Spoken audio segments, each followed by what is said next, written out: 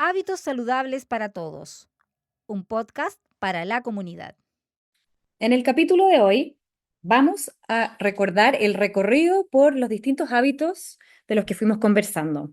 Primero hablamos de alimentación, después de sueño, hablamos un poco de ejercicio y sedentarismo y finalizamos con hiperconectividad. Hoy me acompañan Matías Ríos, psicólogo, académico del Departamento de Ciencias del Comportamiento y profesor del curso de Hábitos Saludables para Estudiantes Universitarios. Bienvenido, Matías. Gracias, Begoña, por la invitación. Además, me acompaña Andrea Herrera, psicóloga, magíster en salud, psicología de la salud, y también es académica del Departamento de Ciencias del Comportamiento de la Facultad de Odontología y profesora del curso Hábitos Saludables para Estudiantes Universitarios. Bienvenida, Andrea, a nuestro último capítulo. Gracias, Bego, por la invitación.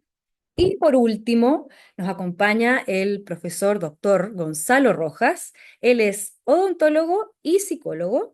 También es académico del Departamento de Ciencias del Comportamiento y profesor del curso de Hábitos Saludables para Estudiantes Universitarios. Bienvenido, Gonzalo. Así es. Muchas gracias y contento de estar acá en esta sesión. Súper. Entonces, la idea de hoy es que recapitulemos en esas interrelaciones clave entre aquellos hábitos de los que fuimos conversando. Y quisiera partir por la alimentación, una malnutrición, es decir, comer aquellas cosas que en el fondo no nos hacen sentirnos livianos, saludables, que nos hacen tener una mayor sensación de que queremos seguir comiendo y que no nos sentimos saciados, con el sedentarismo y la menor ganas de hacer deporte y aumentar el peso. Entonces, Gonzalo, te quería preguntar si puedes resumir cuál es esta relación entre la malnutrición y el sedentarismo y el aumento del riesgo de la obesidad.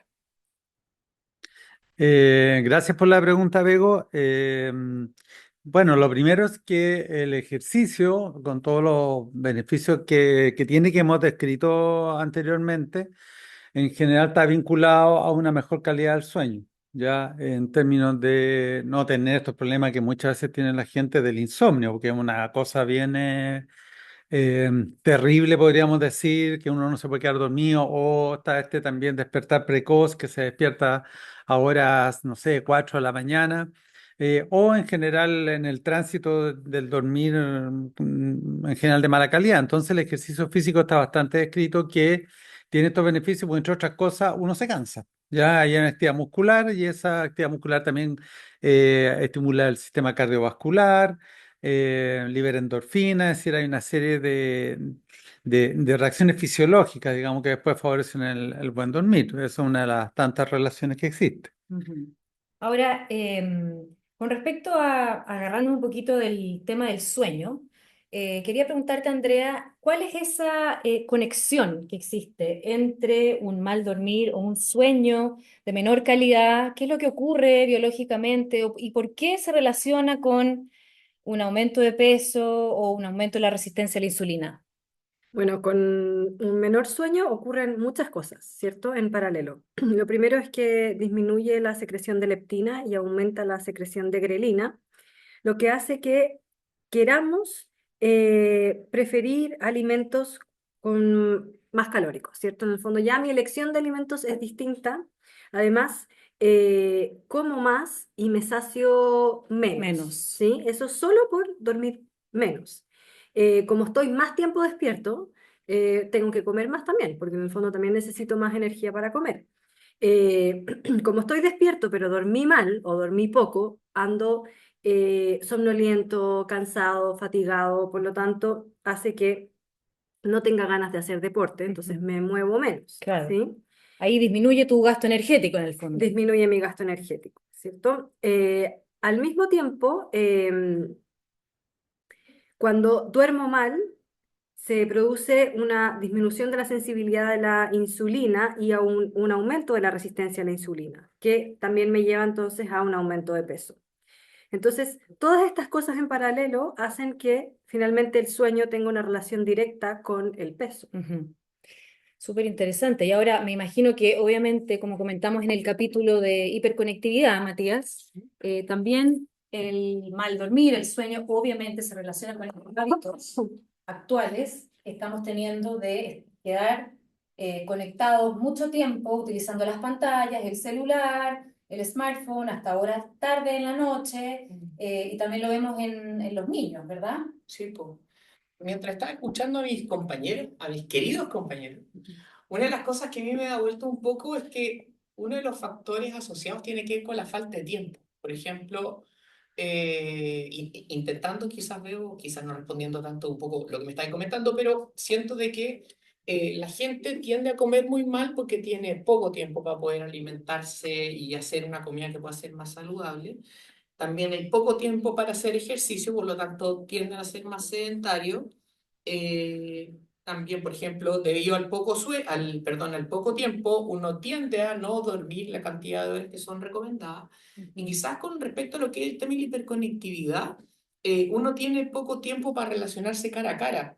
Es decir, uno tiende a llevar una vida tan atareada, tan rápida, que no me puedo dar el espacio para poder juntarme, por ejemplo, con algún amigo, con alguna persona y poder conversar con él. De hecho, no sé si le ha pasado a usted que antiguamente, no sé hace cuántos años, pero uno se llamaba para el cumpleaños, no sé.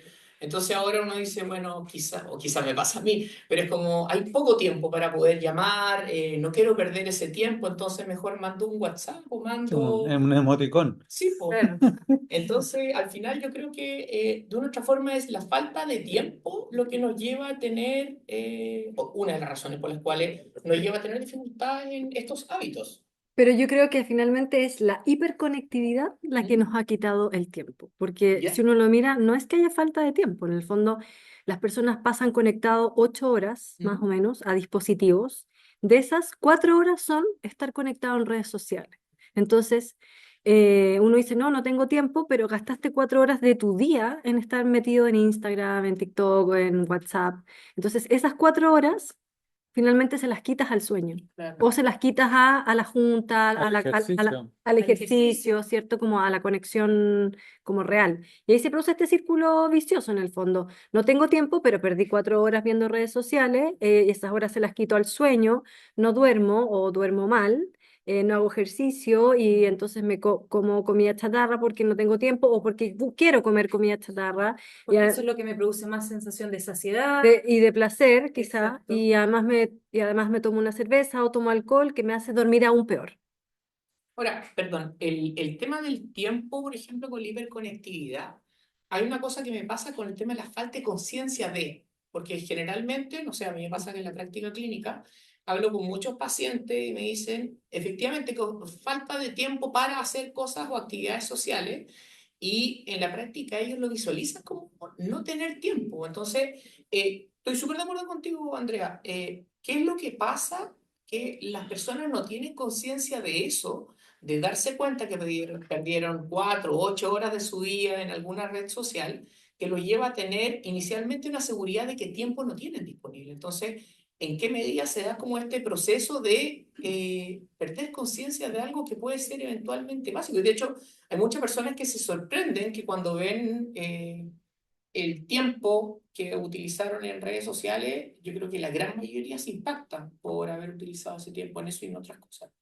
Sí, siguiendo un poco con esa idea de Matías, es preguntarnos si efectivamente es falta de tiempo o hemos reordenado las prioridades de manera diferente desde algún tiempo hasta hoy, en el que le damos un espacio mayor a el estar informado por redes sociales, al estar solo conectado a través de una historia en Instagram o de que te saludo solo por un WhatsApp, y he quitado la prioridad a esas interacciones humanas, sociales, naturales del pasado. Entonces, no sé qué es la respuesta. ¿Qué piensas, Gonzalo?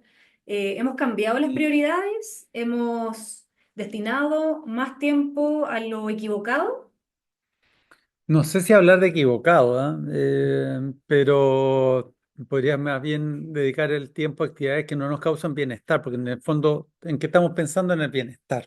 Ya cuando hablamos de menor hiperconectividad, mayor ejercicio, mejor calidad del sueño, al final redunda en bienestar de las personas y sentirse en armonía y más contento en la vida. Y a propósito del tema que tú mencionas de las prioridades, a mí me quedó dando vuelta el otro día una clase que hizo justamente Andrés Herrera, donde hablaba de que hoy día no existen los tiempos muertos. Y me quedé pensando en eso. De que antes uno hablaba del tiempo muerto, que era el tránsito en el metro, esperar en el aeropuerto que saliera el avión, no sé, había tantos momentos que uno decía, arriba la micro, pero hoy día como que desaparecieron. Me quedé pensando en eso, como que los tiempos, yo me subo al metro y veo que todo el mundo está conectado y tu cerebro sigue, por lo tanto, en la pantalla. Tu cerebro sigue conectado a, bueno, a todas las redes sociales y no está ese tiempo quizá de meditación así, entre comillas, en que uno podía bajar un poco ese nivel de actividad cerebral. Imagínense en la noche, es decir, cuando ya, a propósito del sueño, una melatonina y todo eso, que el organismo se está preparando para entrar en sueño y que uno podría considerar que es una etapa de baja actividad, pero con la hiperconectividad estamos todavía en una alta conectividad. Pero me gustó ese término de que desaparecieron los tiempos muertos. Sí, bueno, por ejemplo, a mí me pasa que antes me iba en metro a mi casa y era claro, me conectaba al celular y ahora me voy en bicicleta y que me obliga a desconectarme y finalmente es un agrado porque es como un descanso para mi cabeza y para mi mente. O sea, tengo que estar preocupada de quién va delante mío, del semáforo, de ver que no pisar el charco de agua, Ya llovió. claro, hoy día llovió de cómo suena el freno, si tengo que... Entonces te desconecta de las cosas que estás constantemente pensando que hay que entregar, que el trabajo, que los pendientes. Y ahí hay otro tema que tiene, no sé, yo lo asocio mucho al tema de los tiempos muertos, al nivel de creatividad que se puede generar, porque cuando uno está hiperestimulado, tiende a disminuir un poco es como esa capacidad de creatividad que nos lleva a pensar en cosas diversas, donde mi sensación es que se da cuando existe un menor nivel de estímulo. Entonces... Eso también es central. Yo me acuerdo que en algún momento hablaba con una colega respecto a el manejo de la creatividad en niños, ¿no es cierto? Y que no sé si se acuerdan cuando chico uno decía de que no tenés por aburrirte hace bien. Y yo creo que eso también es central porque eso también nos lleva a fomentar un poco ese ámbito que creo yo que cada vez está menos desarrollado. A fomentar la exploración, Sí. desarrollar la creatividad. Claro, o sea, si que no existen esos momentos de aburrimiento, momentos muertos, como dice Gonzalo, no, finalmente no hay búsqueda de traspasar un poco esa zona de confort. Yo creo que estamos hoy día rodeados por actividades, invitaciones, estimulaciones muy coloridas y llamativas, pero que no hacen que estimulemos nuestra creatividad. Lo otro que la otra vez veían en estas mismas redes sociales, que, que la diferencia entre el placer y la felicidad, que hay mucho de esto, estamos todos buscando el placer, que es Mm. algo muy inmediato, ¿cierto? Como en comerte la pizza, en tomar la cerveza, en el video de Instagram o de TikTok, que es como placer inmediato, pero que no apuntan a la felicidad, que es algo mucho más intangible, más a largo plazo y que no es tan pequeño, ¿cierto? Que es como el estar en este tiempo muerto, estar desconectado, en ir al parque, el conversar, ¿cierto? Entonces, creo que también puede ser por ahí, como que estamos en esta cosa de pura dopamina y nos falta más ir a la felicidad, que es algo más a largo plazo. Tiene que ver, sí, siguiendo como la misma línea, también tiene que ver con el alto nivel de placer que genera cada una de estas acciones.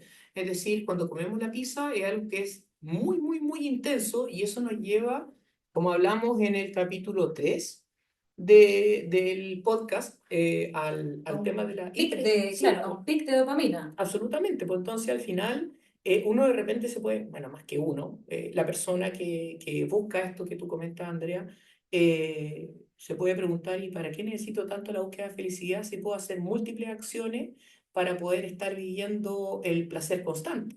El punto es que uno no se cuestiona en esos momentos de que el placer tiende a tener un pico importante, pero disminuye con la misma rapidez, pues entonces uno está como constantemente en búsqueda de ese disfrute. Es una actitud un tanto adictiva, Adictivo, sí. porque en el fondo pasa el pic, viene el displacer y quiero claramente eliminar el displacer y de nuevo busco el placer. Entonces estoy ahí siempre con la insatisfacción. Si ese es el tema que hay de fondo, el placer necesariamente te lleva a la insatisfacción cuando es en forma adictiva.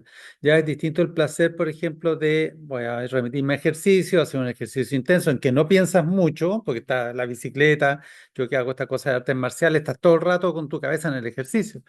Entonces, después cuando te das una ducha, sientes un placer enorme. A veces no es un placer de tipo adictivo, porque no me estoy duchando 10 veces en la noche. Claro. Ya me ducho y si experimento una sensación placentera, y después tomo harta agua y después me voy a acostar. Ya, entonces hay una cadena de todo esto, de estos hábitos saludables, digamos, que redundan en justamente lo que dice Andrea, un mayor estado de plenitud, felicidad y no estar compulsivamente buscando Claro. placer. Y ese es el punto, es como no estar buscando compulsivamente el placer, porque tampoco estamos diciendo de que uno no tiene que buscar el placer. Y esto también tiene que ver con los factores de equilibrio. Tampoco uno dice que no se meta uno a Instagram, sino tiene que lograr el equilibrio donde pueda tener cierto control en torno a ese hábito. Tampoco a todos nosotros todos los participantes de este podcast les gusta mucho comer y disfrutamos mucho del comer. Pero eso significa, y ahora no tenemos comida, pero disfrutamos mucho de comer, pero eso no significa que hay que verlo desde algo más punitivo o castigador. Significa que uno puede manejar la situación y saber cuándo disfrutar y cuándo experimentar placer, pero como tú bien dices, Gonzalo, que no sea algo constante, ¿no es cierto? O no es lo único O no es lo único, que claro. nos entrega Hay placer. muchas formas de poder experimentar De alguna forma, placer y disfrute. somos libres en la elección del placer y no esclavos Sí. de determinado placer. Claro. Si ese es el problema. Pero en las redes sociales uno se siente básicamente esclavo, ¿no es cierto? Pero tomando la nota positiva, hablamos también de ciertas estrategias para poder ir manejando algunos de estos hábitos. Quisiera que, no sé, comentáramos cuál hábito de los que conversamos nos cuesta más en lo personal y qué fue lo que hicimos en la creación del podcast y a medida que íbamos conversando, como para poder ir manejando estos hábitos y tratar de ir moviéndonos hacia el lado más saludable. Qué difícil veo porque yo siento que a mí me cuestan todos. Me cuesta alimentación, sueño, ejercicio y hiperconectividad. A mí, en lo personal, estar más constante con el tema del ejercicio ha sido difícil este año, pero la verdad es que desde que comencé a venirme en bicicleta ha sido muy notorio el cambio en mi sensación corporal y también en mi sensación de tranquilidad mental. Tengo mayor claridad cuando llego a la oficina para poder empezar el día y en la tarde también me da un espacio de ese tiempo de regalo para mí de estar solamente fijándome en quiénes están en la calle, definir por dónde, cuál va a ser mi ruta, si me llega bien, menos viento, más viento, si voy sintiendo frío, calor.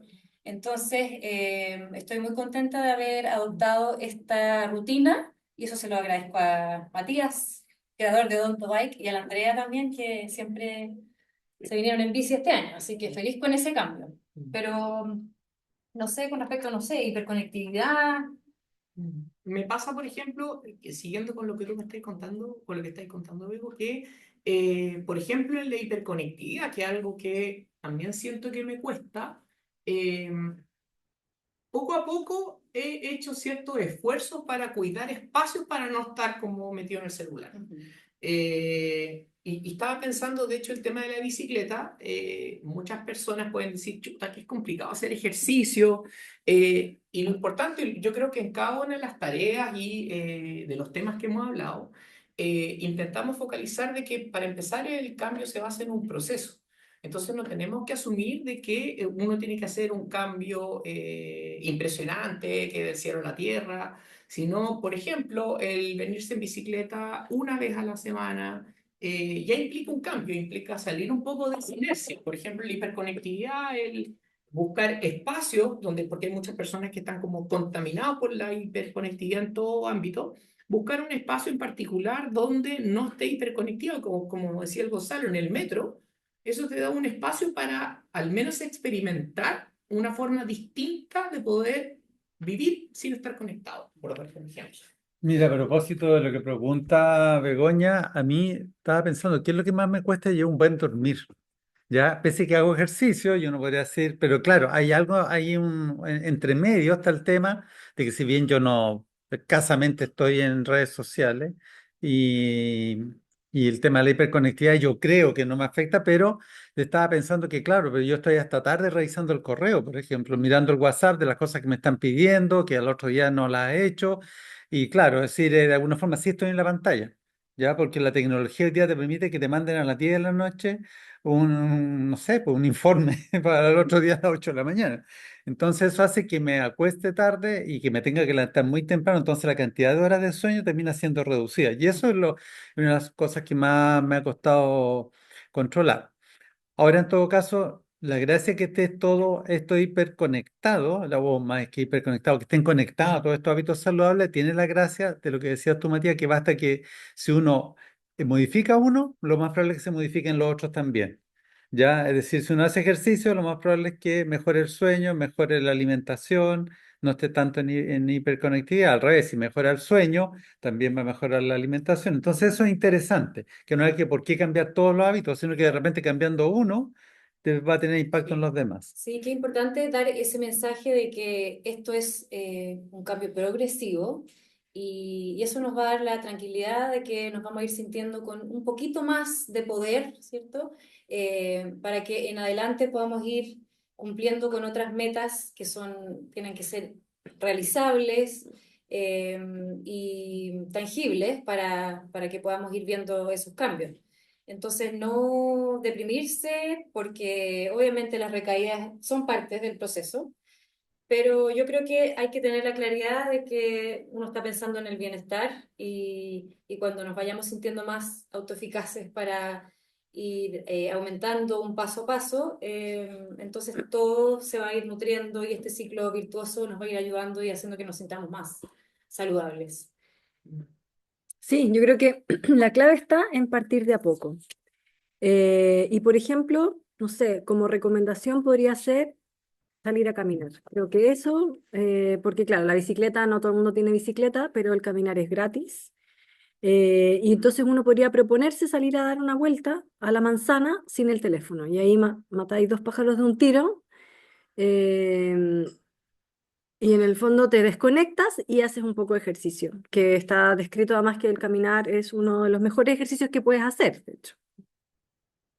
Y bueno, fomentar eh, más conexión eh, natural, humana, social, porque a raíz de que estamos hiperconectados, en realidad en las conexiones que deberíamos estar conectados no lo estamos. Entonces yo creo que también proponerse hacer una llamada de cumpleaños, conversar en vez de mandar WhatsApp y ir retomando un poco esas antiguas prácticas que también nos generaban endorfinas y dopamina y que nos hacen sentirnos mejor. Bueno, yo creo que ese es como el objetivo también de este podcast, ¿no es cierto? Porque al final lo que nosotros buscamos es como generar conexión también a la persona que nos está escuchando. De una otra forma, si bien nosotros tenemos una pauta para conversar una serie de cosas en cada uno de los capítulos, se generan en cada uno de ellos, no sé, es mi sensación, no sé qué opinan ustedes, pero como una conversación interesante donde surgían temas que inicialmente no los teníamos pauteados y eso es muy propio de lo que es el conversar y relacionarse, más que el utilizar una red social que al final tiende a ser como una comunicación un poco más cortada, donde no hay tanto dinamismo. Entonces, este podcast siento que también puede ser vivo reflejo de eso. Exacto. Bueno, les queremos agradecer a todos ustedes por la compañía durante todos nuestros capítulos y nos vamos a despedir para dar cierre a este hermoso proyecto del podcast de Hábitos Saludables. Y nada, solamente agradecerles a todos los panelistas y ahora quiero dejar a Matías Ríos, que fue el creador y director de nuestro podcast, para que nos dé unas últimas palabras de cierre. Ya, gracias Begoña. Simplemente quería agradecer a cada una de las personas que participaron en este podcast, particularmente, bueno, a Andrea Herrera, a Gonzalo Rojas, a Paula Van Trepp, a Andrea Correa, que ahora está en prenatal, esperando a la Leonor, así que le mandamos saludos. También a nuestra conductora estrella, Begoña Ruiz, que yo creo que todos quedamos muy sorprendidos, no más que sorprendidos, sabíamos que lo iba a hacer muy bien y efectivamente creo que ha cumplido con crece eso. También, poder agradecer a Vicente Encina, a Inti Montenegro, a los invitados como Carolina Pérez. Carolina Pérez, Camila Loret, que también participó en el proceso, y también a Pilar Barahona, que siempre ha estado con nosotros Daniel. y participando en este... Daniel da Costa. Daniel da Costa. Ah, sí. Daniel da Costa, que entregó importantes recomendaciones respecto a lo que era el chikun. Chikun. Lo dije bien. Dijiste Así bien. que sí, y también, bueno, solamente por último, recordar de que esto fue un proyecto, un fondo concursable que ganamos todos como equipo de Ciencias del Comportamiento, que era un proyecto de los fondos de extensión de la Facultad de Odontología de la Universidad de Chile, y eso también nos permitió estar ahora participando en este podcast. Esperemos que haya otra temporada, no sé, Bego, ¿qué opinas? Esperamos. Esperamos. Bueno, gracias. Nos vemos en una próxima. ¿Te gustó este capítulo? Compártelo, difúndelo. Síguenos en redes sociales en podcast.hst. También puedes ingresar a nuestra página web www.odontologia.chile.cl/hst y encontrarás distintos materiales y recursos para mejorar tus hábitos y prácticas saludables.